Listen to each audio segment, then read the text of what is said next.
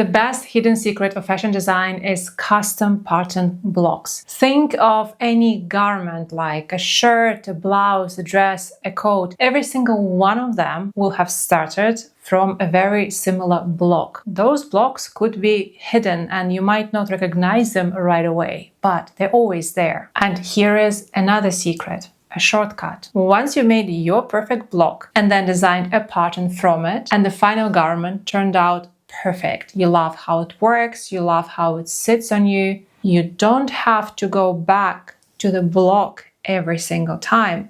You now have a second starting point, your new pattern. If you're new here, hi, I'm Lisa Bennett, designer, educator, and co-founder of Arkdefo. We teach women how to work with their measurements and design clothes logically so that the whole process makes sense and feels manageable. If it's something you'd be interested in, you'll find all the details via the link below this video. One thing that not everybody understands: your blocks are not patterns yet.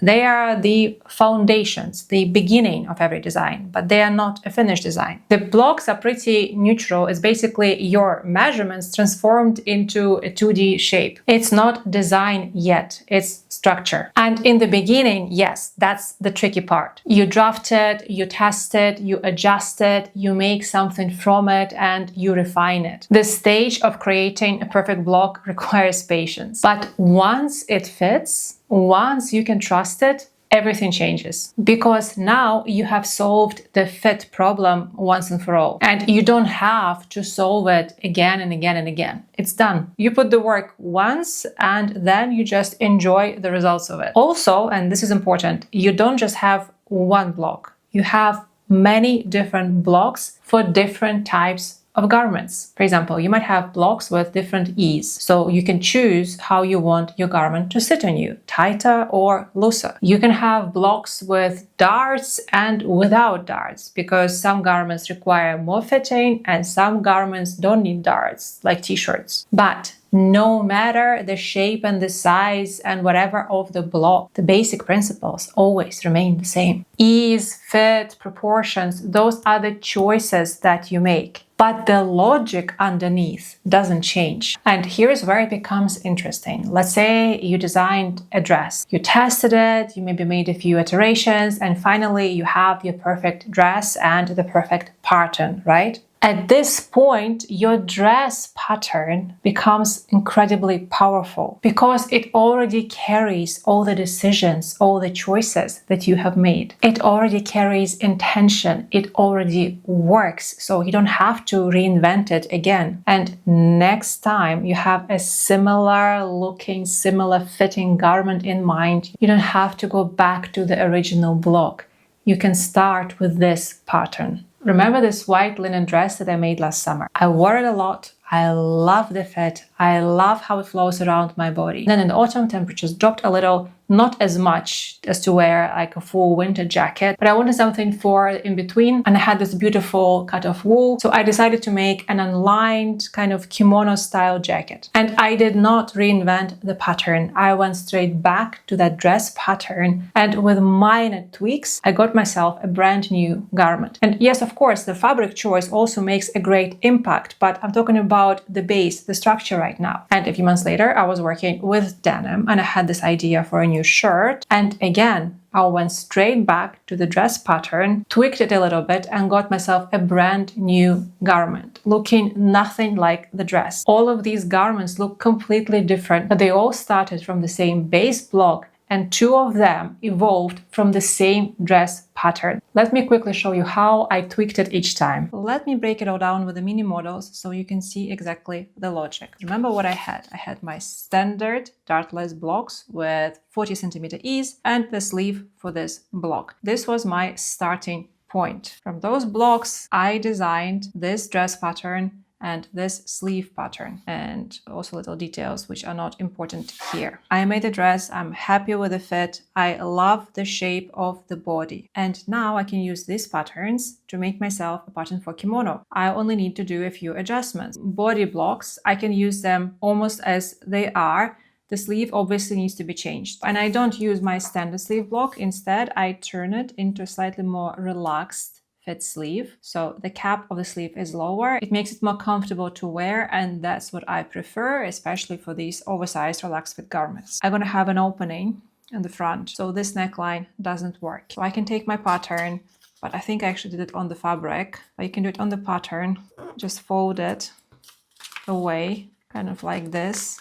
And then I also add very plain rectangular shaped patch pockets for the front. And one more thing I'm doing with the back, I'm breaking my back into two pieces. Why? Because of the design of the fabric. It has this vertical lines with herringbones, and if it goes all the way up, it kind of visually makes your back curvier at the top. That's not what I want. So I break it down, make a separate yoke for one reason only, to make it more visually pleasing. But that's it. That's how I went and used my dress pattern to make myself a woolly kimono. And then I decided to make myself a denim shirt. And I wanted to use this base again. So remove the pocket, open up my front to where it was, tape back the back. Back is now one piece, front and the sleeve. The sleeve remains. I want to have a high-low hemline. So I align my side seams, and I decide that on the front, I want it to be this long.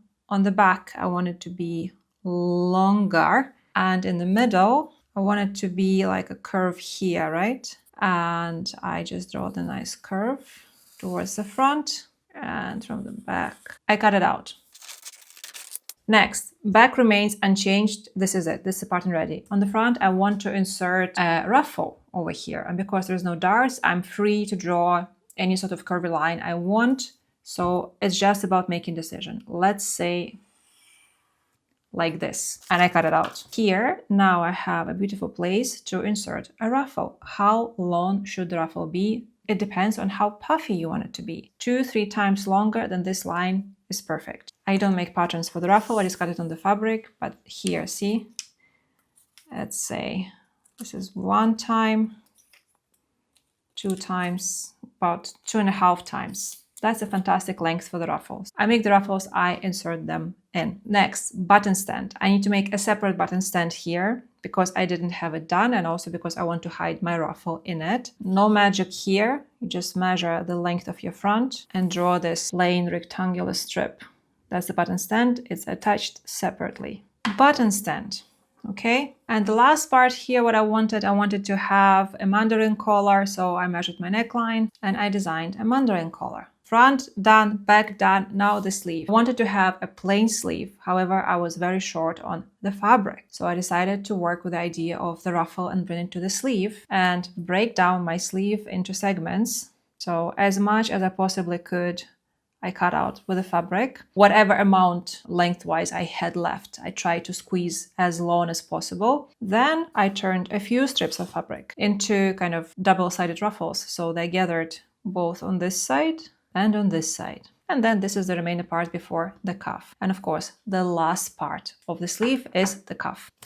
Sleeve now consists of 3 pieces, but it's the same sleeve that I used for kimono. It's just broken down a little bit. This is how I turned my dress pattern into first kimono pattern and then into this shirt pattern. Once you design a pattern that you love, you can then work with the patterns and turn them into something brand new. And this is how real design works. You don't have to reinvent things every single time. You can push your existing designs a bit further. You can swap the fabric, you can swap the details and see what happens. Once you understand the base, designing becomes editing. You are not asking anymore, will this fit? What you're asking is, how long do I want it? Do I want to change the sleeve? Do I want to add the collar? What collar? How wide do I want it to be?